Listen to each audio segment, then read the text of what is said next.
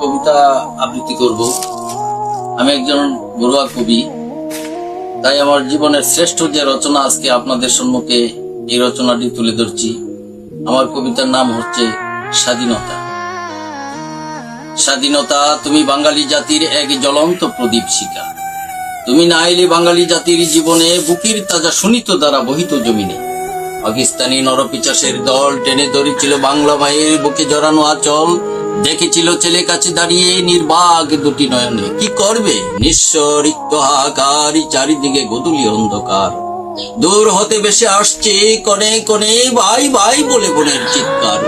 একই দৃশ্য শৈবার কত বিরুকা পুরুষের মতো, না নার নয় দেখেছি মায়ের পরাজয়। জাগো জাগো বাংলার লাখো জওয়ান, রণসাজে সজ্জিত হয়ে দরস্ত্র চালাও কামান। ভেঙে পেল গোলামির পিঞ্জর, হাতে লও মুক্তির নিশান, মুক্তির নিশান, মুক্তির নিশান।